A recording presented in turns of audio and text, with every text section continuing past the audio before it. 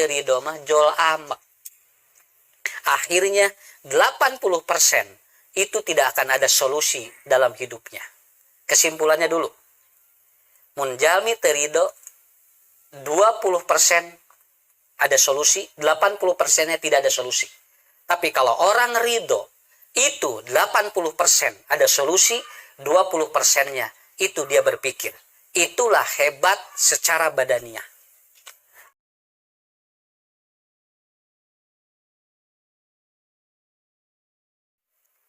Alhamdulillahirabbil alamin. Wa bihi nasta'inu ala umuri dunya waddin.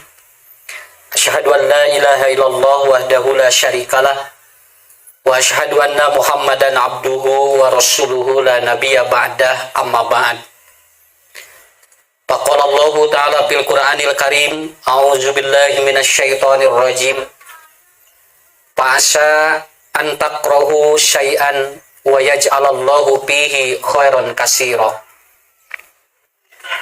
Pemirsa yang dirahmati Allah, hadirin ikhwatul iman yang dimuliakan Allah Subhanahu wa taala. Alhamdulillah, pada pagi kali ini kita dapat bersua kembali, kita dapat bertemu kembali, baik itu yang menyaksikan lewat media. Yang disebut ilmu itu ada dua. Yang pertama lewat belajar, yang kedua lewat pengalaman hidup. Itu adalah sebuah ilmu. Jadi orang tidak hanya dia itu mengandalkan proses belajar kalau ingin dapat ilmu. Ada sebuah Ada sebuah ilmu yang emang dari sebuah pengalaman hidup.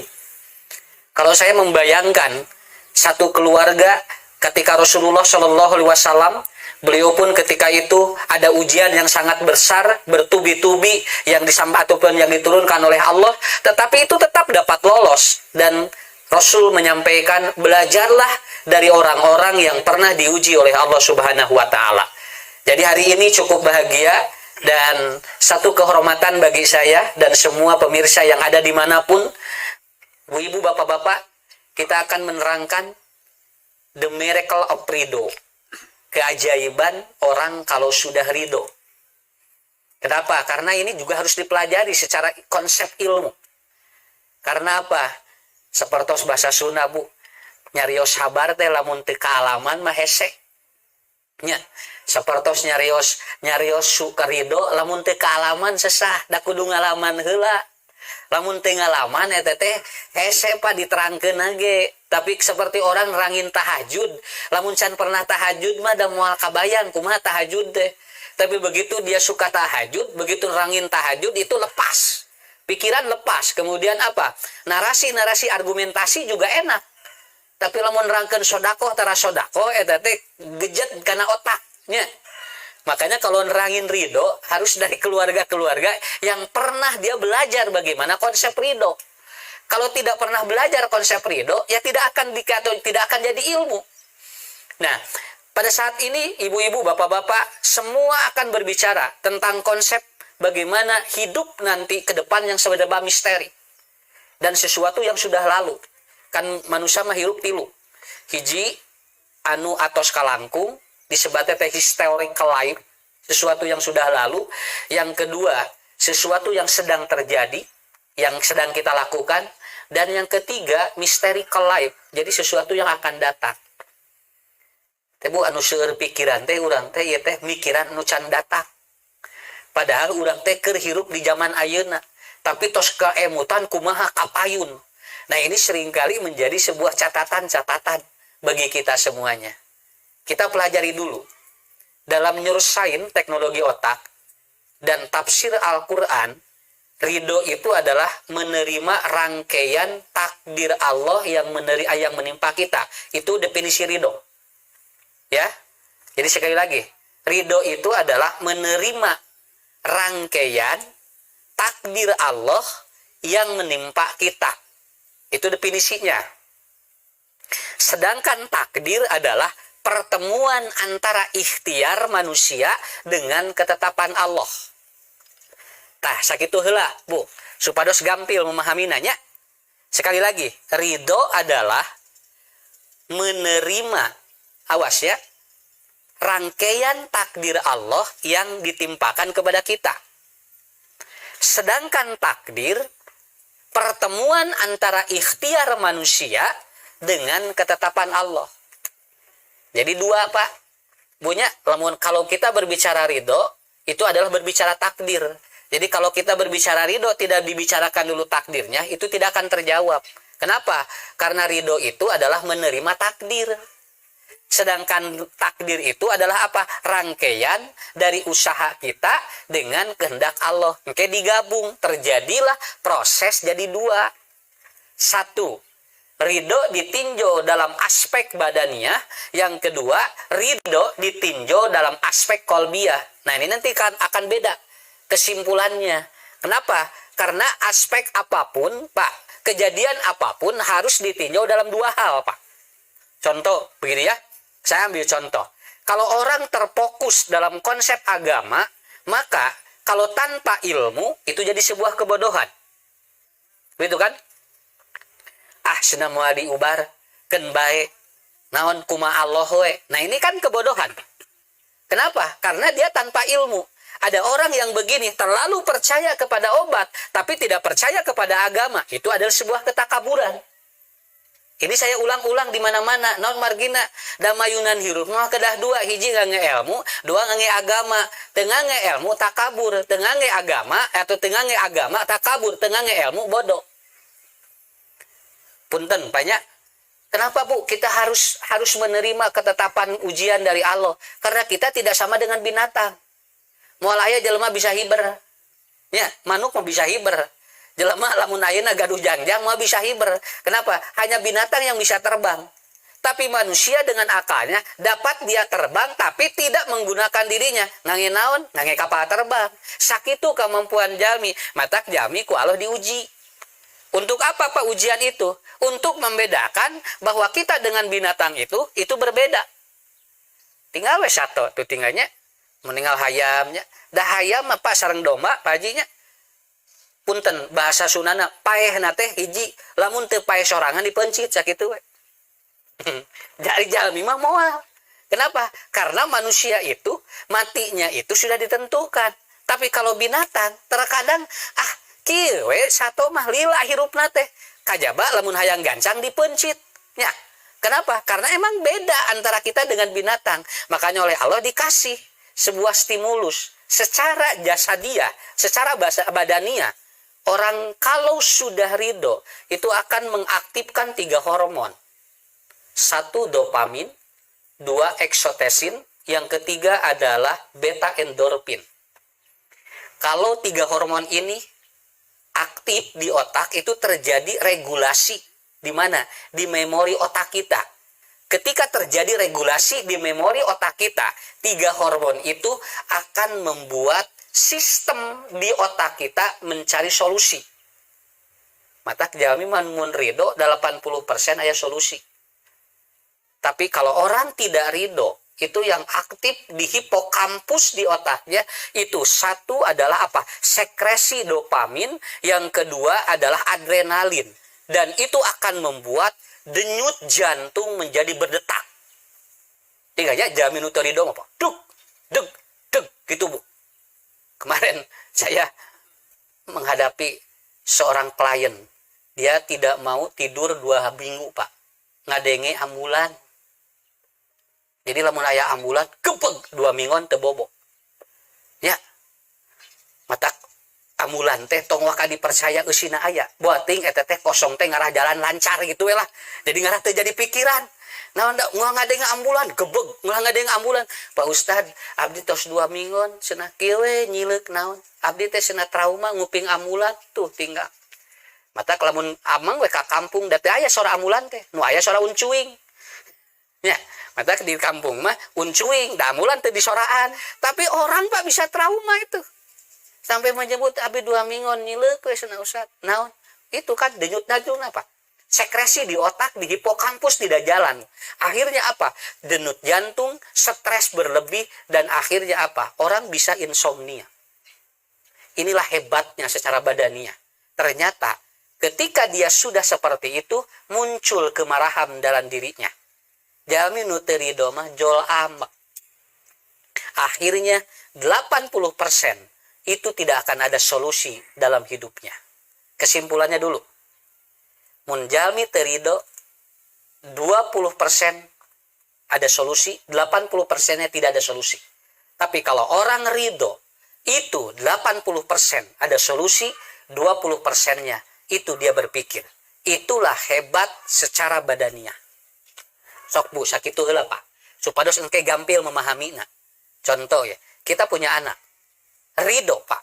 Dengan takdir apapun. Data teh aya solusi Bu. Tapi lamun teu ridho, mau aya solusi.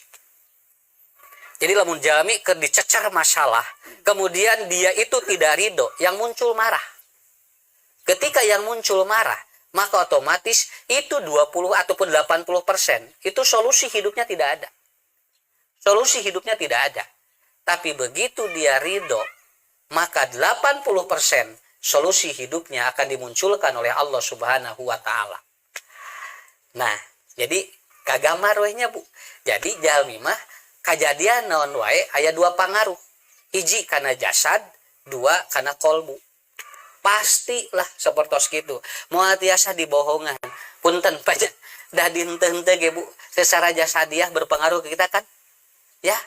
Da aya, da teu bisa dibohong. Kemudian Bapak Ibu ketika ada sesuatu saja, orang ketika menipu kepada kita saja, itu bisa pengaruh Pak ke tubuh kita. Jalmi tadina arek mesihan bati ka urang teu jadi jelbet, terus kemudian tidak jadi, lalu kita dibohongi. Orang bisa seperti itu karena apa? Karena bagaimanapun dua aspek ini selalu berhubungan. Satu aspek jasadiah, yang kedua adalah aspek kolbiah. Bapak Ibu yang dirahmati Allah, inilah hebatnya Allah. Karena apa? Karena manusia itu komposisinya tiga. Yang pertama jasad ataupun tubuh, yang kedua adalah jiwa, yang ketiga adalah rohani. 10% manusia terlalu fokus terhadap tubuh, maka dia akan mencari daya intelijensinya. Tetapi itu ternyata tidak akan mampu untuk memberikan gambaran dari 90% sesana. Sabab sesana jalmi mah nu kaduana Bu, jiwa dan spiritual, atau disebut dengan rohani. Disinilah bentuk konsep yang diajarkan oleh Rasulullah Shallallahu Alaihi Wasallam. Jadi kata para ahli, beliau menyampaikan bahwa ternyata ada apa ya? Ada sebuah cerita Pak. Dulu itu pada zaman sahabat, ada orang yang dia itu seringkali mondar-mandir kesana kemari, dan dia selalu berbicara bahwa ternyata katanya kalau ada sesuatu yang terjadi kepada dirinya, maka dia akan mendatangi orang-orang yang dianggap pintar. Jadi zaman baheula ge anu disebut jalma pinter teh tos aya. Kapungkur ge jalmi pinter teh disebut dukun. Naon sababna jalmi pinter disebut dukun, Bu? Dukun disebut jalmi pinter. Sabab anu datangna sarakola. Ya, anu datang ka dukun teh sarakola. Padahal dukun awe teu tamat sakolana teh.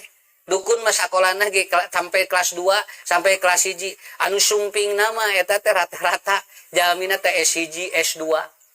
Ya, sampaikan aya S3. Makanya Ibu, Bapak, betul kan kata Ibnu Katsir, kalau manusia Pak sudah kelelahan menghadapi masalah dan tidak ada solusi, maka lama-lama orang bisa syirik pada Allah.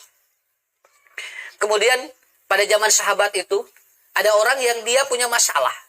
Lalu kemudian dia mengatakan, kalau aku tidak selesai, maka aku akan mendatangi, katanya, orang pintar. Aku akan mendatangi orang yang dianggap dia memiliki kemampuan. Makanya para sahabat mengatakan bahwa ternyata lihatlah, katanya, orang itu.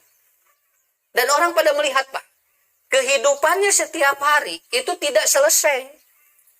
Nah, sabab lamun jelema geus teu percaya ka Allah, eta teh jelema lamun percaya ka jelema, itu pada akhirnya dia akan menimbulkan sebuah kemelut yang baru. Dan pada akhirnya Bapak-bapak, Ibu-ibu, keesokan harinya orang itu ternyata hidupnya semakin bangkrut karena dia terlalu percaya kepada manusia. Sekali deh, kalau orang sudah ketakutan, itu akan muncul 4. Pertama, berbohong. Yang kedua, munafik. Yang ketiga, ketakutan. Yang keempat, logika sehat hilang. Jelema lamun geus sieuna dominan eta teh hiji bakal ngabohong. Tinggal Pak puntennya bisi ayeuna mah ubar naon we diudag bakatingku hayang palanyang umur ayeuna ngawartosan ieu diudag kawartosan ieu diudag naon wae sudah panik itu Pak dia sudah itu sudah apa sudah dekat berbohong naon we di bejaan padahal itu jalmi teh buati geusina naon mingon kamari simkuring rangkeun sigana lamun aya tukang ubaran ngeusian kapsul di jerona ti kotok diudag ayeuna mah naon sababna sudah tidak berpikir apa-apa orang berbohong pun dipercayakan sudah takut Pak jami ngeusian nu ngabohongi dipercayain teh dan itu kata Rasulullah kalau orang sudah ketakutan maka kata Nabi yang pertama dia al-kadzab dia akan berbohong yang kedua akan nipak apa nipak itu psikopat dia akan gangguan ganda dalam jiwanya. Engkau percaya ka dia tapi percaya oge ka dia. Itu akan terjadi seperti itu. Makanya jangan aneh kalau ada satu negara yang sudah tidak percaya medis, sudah tidak percaya kepada apa? Kepada orang ataupun secara ilmiah. Karena apa? Terjadi karena ketakutan orang sudah tidak percaya pada Allah, sudah tidak percaya pada ilmu. Akhirnya apa? Terjadilah psikopat. Yang ketiga, dia akan ataupun apa? Muncul. Ketika itu adalah apa? Rasionalitasnya tidak ada. Tidak ada rasional. Dan saya maaf Pak, perkataan Ibnu Katsir benar. Kalau masalah bertubi-tubi tidak selesai dan orang tidak punya kuat atau jebol imannya, maka yang dipercaya bukan ilmu dan agama, tapi yang dipercaya adalah apa? Sesuatu yang bersifat tahayul. Kejami bakal tahayul. Bakal gitu. Jadi lamun jelema can boga jodoh wae lila-lila bakal minta ka dukun. Ya. Cenah teu meunang jodoh wae teu percaya ka Allah tungtungna bebeja ka ditu arep teh dukunna ge can kawin ya padahal urang hayang beunghar sumping ka ditu naho ituna ge miskin dipercaya ku urang bari dukunna ge kopeana wae ruksak dipercaya ku urang tapi sudah irasional manusia itu hebatnya Allah mengatur hidup manusia jadi hadirin yang dimuliakan Allah pemirsa yang dirahmati Allah Subhanahu wa taala inilah konsep badaniyah. Manusia ditinjau kalau sudah ridho, itu hormon dopamin, hormon oksitosin, kemudian hormon beta endorfin akan aktif, terjadi regulasi di otak, dan itu akan tersimpan di memori, dan itu akan membuahkan solusi dari Allah. Saya bisa menyimpulkan begini, namun gaduh masalah, tacan aya solusi, berarti aya nu teu ridho, sakitu. Dalam tos ridho mah kapenak, nanaon ge. Nya, model urang milarian kunci nih hese tak kunci di mana pokok neununa begitu mangawe ya Allah jol gorea di kunci nya tak eta Pak sakitu ge enteng atuh majunan hirup mah oh nya di dieu jol kapenak we kunci teh padahal teu tebih geura da tadi mah sapoek atuh saya ada jamaah ya dia 13 tahun ateul Pak Haji panyawata teh ateul gitu gegetrek dugikeun ka sumping ka profesor spesialis ateul. Padahal obat ateul mah paling babari obat ateul. Ubarna ge ateul mangan paling babari digaro. Lamun ateul da teh aya diubarna digaro. Da usah abdi tos digaro ge anger ateul keneh. Ge getret da teh satengah Pak. Kaditu ka dieu tos sangakeun we ka Allah. Abdi mah ridho nampi panyawat ieu. Nah tu lain ti awal. Jebret teh di pengker bumina aya binahong. Petikan binahong diperes kemudian dibalurkeun ngange uyah ganu dibalurkeun 3 sasih dama hartosnya jami mun tos ridho aya solusi tapi lamun jami teu ridho sok solusinya itu dipersulit bukan dipersulit oleh Allah tetapi connecting pikiran dan hati kita belum terregulasi positif di otak kita makanya itu secara jasadiah. Yang kedua, Ibnu Qayyim menyatakan secara kolbiyah, secara nafsiyah, kenapa orang itu diuji dan kenapa orang itu harus ridho? Faktor yang pertama adalah karena Allah Subhanahu wa taala ingin menguji ketauhidan kita. Atau beres, Pak Haji. Simkuring didoakan ujian tauhid ya teh. Tapi pikiran pun sedang diuji oleh Allah. Ayeuna teh nu diuji teh urang teh awak jeung ieu. Ini luar biasa. Kada teh sanes ka paluargi sadayana, ka ustad ge sarua diuji lah luar biasa. Ya, makanya ibu bapak kuncinya di sana.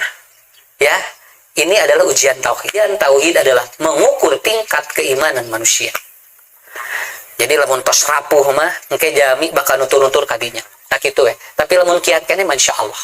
Ya, dan selalu Al-Qur'an menyebutkan bahwa ternyata Allah Subhanahu wa taala sudah lebih tahu apa yang harus kita lakukan. Kemudian yang kedua, secara kolbiyah, efek ridho, kenapa kita harus ridho? Kemudian yang kedua adalah, ini adalah ladang evaluasi. Nah, ini ladang evaluasi sebetulnya. Quran Surat Al-Mu'minun 115. Kenapa? Allah sudah menyatakan bahwa Allah wa khalaqna, Allah itu innama khalaqnakum abas. Manusia itu diciptakan oleh Allah tidak sia-sia. Ini lapang atau ladang evaluasi. Bukan untuk keluarga saja. Untuk semua yang ada di Indonesia saya kira Pak. Ini ladang evaluasi. Saya sampai begini. Lamun ku kejadian ieu jalma beuki jauh ti Allah, berarti terjadi evaluasi sakit tuh. Tapi dengan kejadian ini manusia semakin dekat dengan Allah, itu berarti betul bahwa kejadian itu jadi ladang evaluasi. Teng bujeng-bujeng dasim kuring ge sami Pak, rencangan banyak. Kemudian teman-teman satu perjuangan juga banyak yang sudah dipanggil oleh Allah. Tapi bagi saya yang masih hidup, ini lapangan ataupun evaluasi yang sangat luar biasa. Jadi bahan evaluasi bagi diri kita, itu akan jadi baik. Itu akan menjadi sebuah cerminan bagi kita semuanya. Jadi yang kedua, Allah menyebutkan Quran Surat Al-Mu'minun bahwa ketika Allah itu kita harus ridho. Ini yang kedua adalah bahan evaluasi. Total evaluasi namanya. Kemudian yang ketiga, kenapa kita harus ridho Pak? Karena sesuatu yang ditimpakan itu sesuai dosis. Tidak ada yang tidak sesuai dosis. Cobi ya Pak, urang naros heula ieu. Bu, ujian ieu Pak Haji nya lamun dipasihkeun ka jalmi ieu da cantan tos kieu. Naon margina? Da Allah mah terang dosisna. Da ka dieu mah cantan tu kieu teh. Tapi cek kalau teh da ka dieu mah bakal kuat teh. Tah eta pan jarang diukur begitu. Jarang diukur seperti itu. Karena orang begitu, nah habet ka abdi ya Allah. Tah mulai mun loba pertanyaan eta teh menunjukkan dirinya sudah tidak siap. Padahal Allah mah sesuai dosis. Tinggal Quran Al-Baqarah 286. La yukallifullahu nafsan illa wus'aha dosisna tos terang. Ka dieu mah sanggup, ka dieu mah moal sakit. Saya pernah menerangkan itu 3 bulan yang lalu. Ada satu keluarga itu anaknya lumpuh semua. Lumpuh sadayana. Begitu anaknya lumpuh, usianya 18 tahun, 14 tahun, 12 tahun. Ngagaloler we Pak. Putrana pamaget hungkul. Begitu dia lumpuh, suaminya menceraikan. Diceraikan ku carogena, kudu ngurus budak ngagaloler tilu. Ngobrol sareng simpul. Ustad, namanya asa teuing-teuingeun cenah. Allah teh ka abdi. Nah, abdi teh nya kudu ngurus budak kenala lumpuh tilu.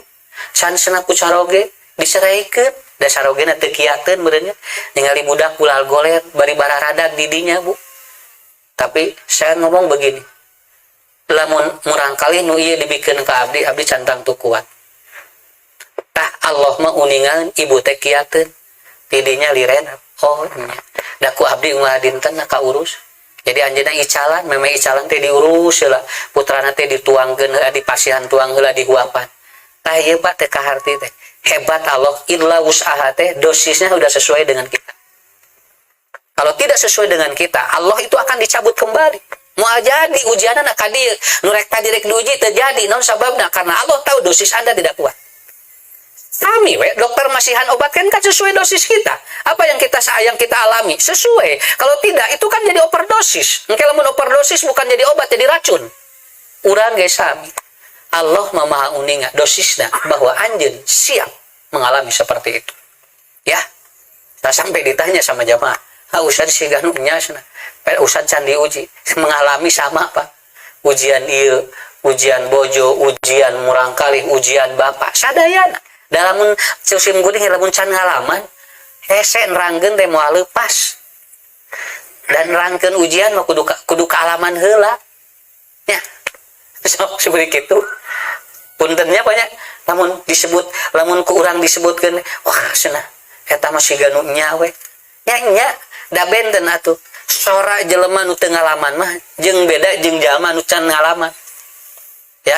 Ujian ini harus dirasakan oleh kita.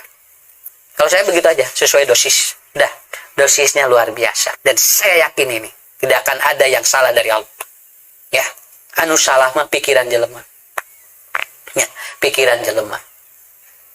Yang keempat, inna rahmati wasi'at kulla syai'in. Salah satu Allah, kenapa kita harus ridho? Cik Allah ngarah kaula ngalungsurkeun rahmat. Lamun pak teu ridho dicabuti rahmat. Tapi lamun ridho mah ku Allah dilungsurkeun rahmat. Kenapa? Karena kata Allah dalam Al-Qur'an sudah disebutkan inna rahmati wasi'at kulla syai'in. Dari segala aspek kehidupan kita itu pasti ada rahmat-rahmat Allah yang akan diturunkan kepada kita. Kalau tidak ada, kamu naon atuh? Bentuk kasih sayang Allah mada beda-beda. Nu ieu mah kieu, nu ieu mah kieu, nu ieu mah kieu. Kade Pak, kok ade ku Allah teh diuji teh benten. Hartana loba, budakna masalah. Nya. Budakna saroleh, tara boga duit. Itu we hirup mah nya. Kemudian apa? Duit seueur, budak balager, caroge jeung bojona rudak. Da kitu we ku Allah. Diuji teh rupa-rupa. Karena apa? Supaya dunia ini seimbang. Kartos. Jadi lamun di rumah, lamun teu aya nu teu damang ayeuna sa Jawa Barat, moal saimbang hirup sakitu we. Apa yang kusim kuring sa Jawa Barat sarehat. Nah haruleng saha?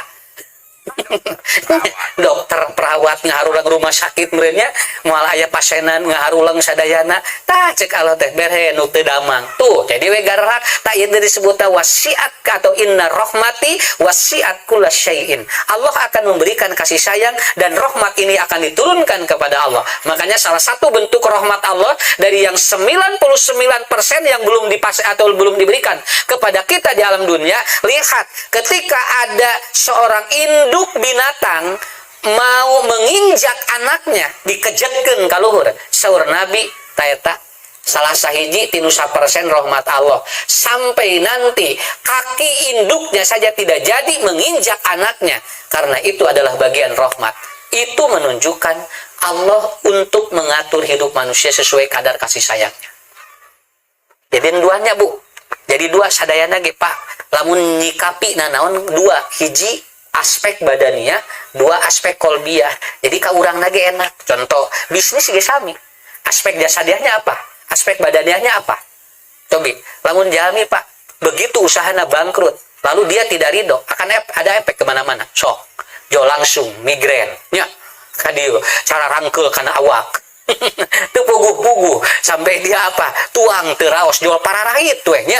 Kemudian angse deka angse bojo we teu ka angse sakitu geus ngangena naon. Naon sababna ieu urang ataupun bisnisna rugal tapi begitu dia untung jasa dia berpengaruh. Oh iya jadi naon wae ka angse naon wae Bu ting awak jadi ngaranna hararampang karena bagaimanapun dua aspek ini selalu ada. Jadi anu sedih teh lain keluarga hungkul jami-jami nu nyaah ge sami bahasa sim kuring kieu sarua Bu kasedot lahir batin di mana aya jalmi anu ku Allah dicanak bari urang teh kenal eta teh lain keluarga hungkul nu sanes ge sami anu nyambung hate mah dugikeun ka tiasa ngadoa siang wengi eta teh ya ngadoa siang wengi da teh aya deui suhungkeun ka Allah nenang ya Allah kalaupun kita harus bertemu maka kita dipertemukan di surgamu yang maha dahsyat. Nah, seperti itu. Kata banyak, Ustaz, ciri orang ridho kumaha? Ayat 3. Ya. Kata Imam Al-Marogi, ciri orang ridho setelah kita melihat dari aspek badaniah dan aspek kolbiah, maka akan muncul cirinya. Pertama apa? Suara yang keluar dari mulutnya dan lisannya selalu positif. Kata tiri we. Mama ridho, tapi nu keluar teh negatif, teh can ridho, Pak. Can ridho. Gampil sakit we ngukur jalmi ridho. Haji bade sodako, ridho, tapi nu keluar nanti teu ngarareunna eta teh teu ridho. Ya, dan ngukur ridho masa gitu we. Apa yang keluar dari mulutnya, maka apabila negatif belum ridho. Pek sarewe para doa. Cek pamajikanana Allahumma aslamtu, cek ieu bismika Allahumma ahya wa amut. Setengah satu can bisa sare da para doa. Naon dabunganna duanana para linter. Nu belet mah. Da doana gitu apa? Sarare we. Tibra. Karena begitu bangun tidur alhamdulillah. Sudah BAB apa doanya? Sudah BAB? Lah? Arosok. apa arosok micen mah doana teh apa? Beres BAB keluar kotoran, alhamdulillahilladzi adaqani ladatahu minni wala quwat. Ya Allah. Ya, saya bersyukur kepadamu, engkau sudah meluarkan dari zat-zat yang tidak bermanfaat dan engkau jadikan bahwa ada gizi yang dimanfaatkan oleh tubuhku dan aku tidak kuasa untuk menahan dan untuk mengeluarkannya.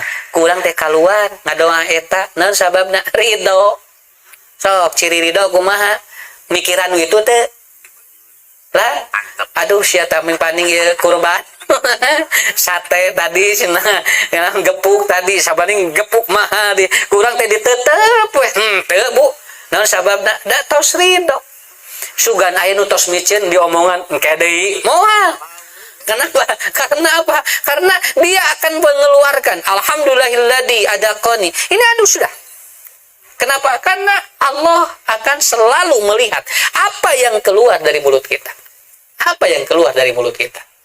Makanya kemarin Bapak-bapak, Ibu-ibu, kalau ini ada air ya. Kalau ini ada air, kemudian si air ini ditutup, yakin nggak tidak akan ada bakteri yang masuk? Kan kita tidak tahu.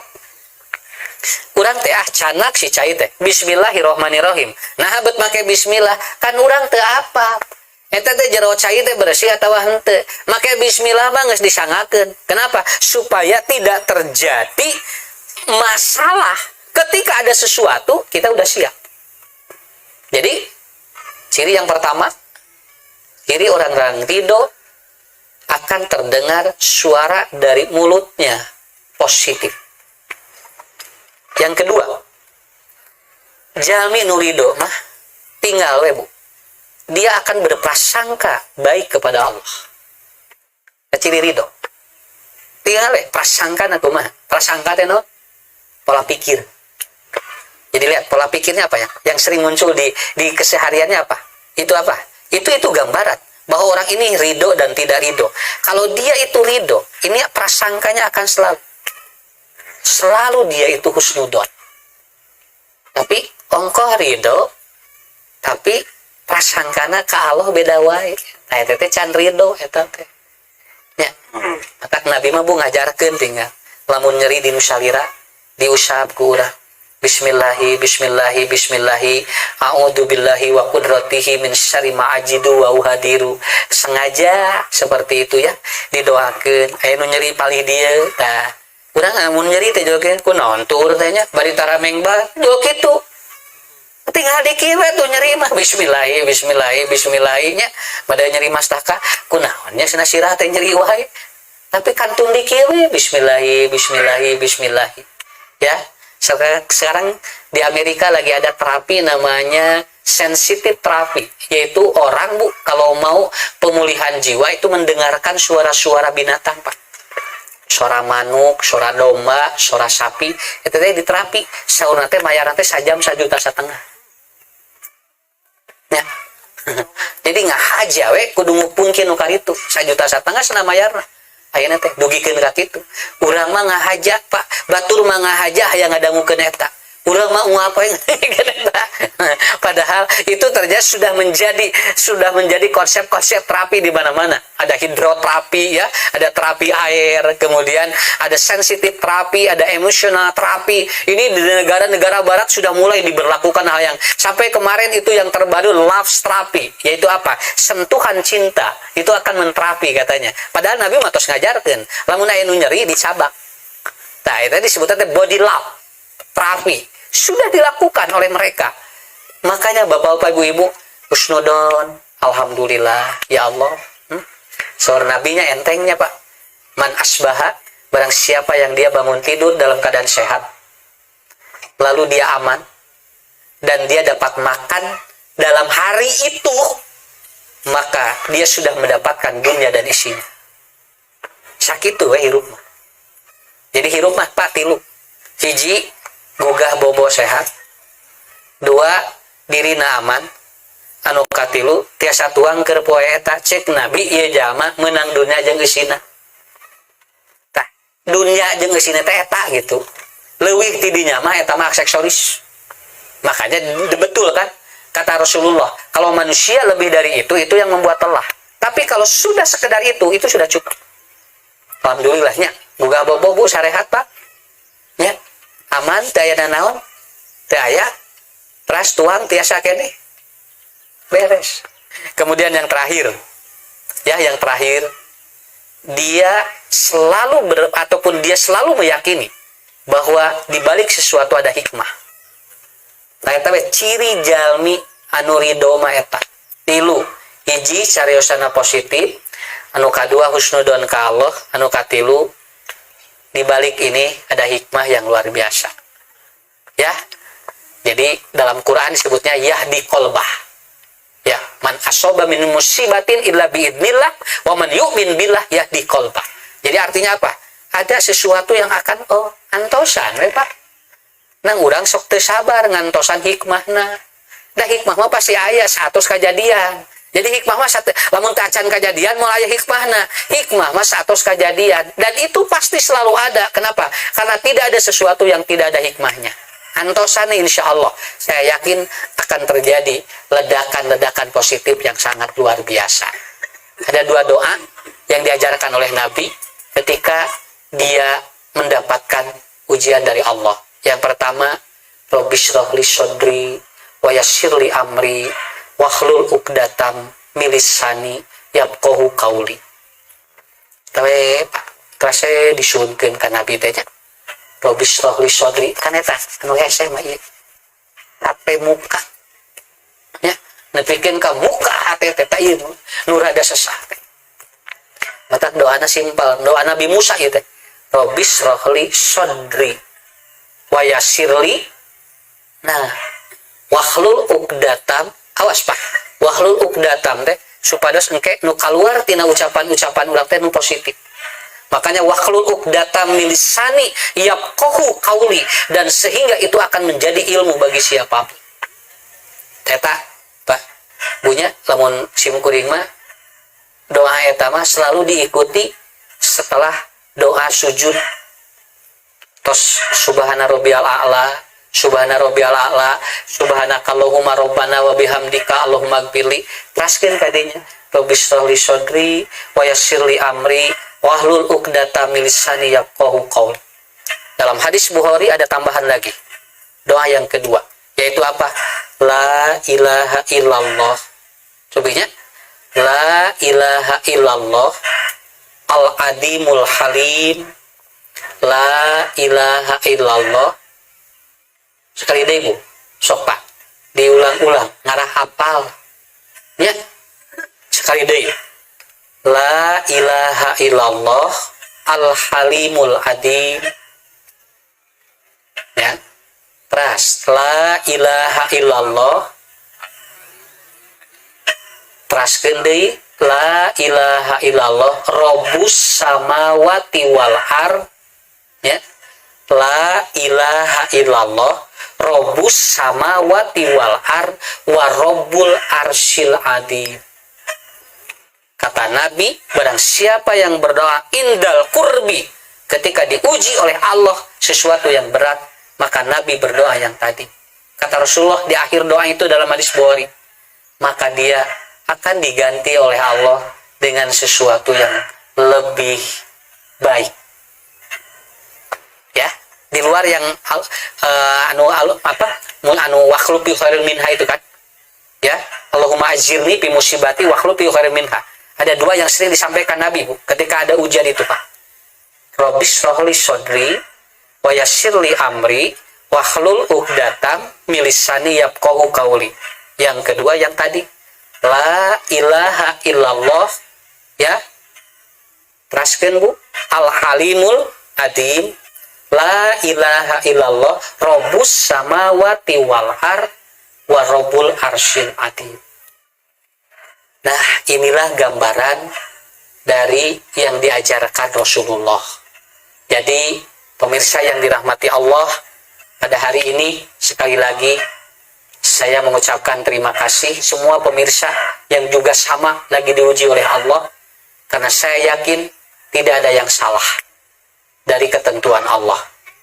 Ieu teh urang teh kantun ngantosan mutiara-mutiara anu bade disuadbasikeun ku Allah ke keluarga. Dan saya yakin tidak akan lama. Dan saya pun mungkin akan merasakan sama. Kenapa? Karena semua ikhwan yang ada dimanapun berada yang menyaksikan acara ini, saya yakin bagi keluarganya yang sudah diuji sama, saya yakin akan ada hikmah-hikmah yang luar biasa. Mudah-mudahan pertemuan ini adalah pertemuan yang terbaik, yang Allah akan berikan sesuatu yang terbaik bagi kita semuanya. Semua sehat walafiat, keluarganya barokah, anak-anaknya soleh dan solehah, dan Allah mempermudah rezeki bagi kita semuanya. Saya kira itu. Terima kasih bagi keluarga yang sudah hadir. Sekali lagi, terima kasih semuanya. Saya Ucu Najmuddin mengucapkan terus setiap pertemuan kita ada doa-doa yang terbaik dan lebih bahagia. Wabillahi taufiq wal hidayah. Wassalamualaikum warahmatullahi wabarakatuh.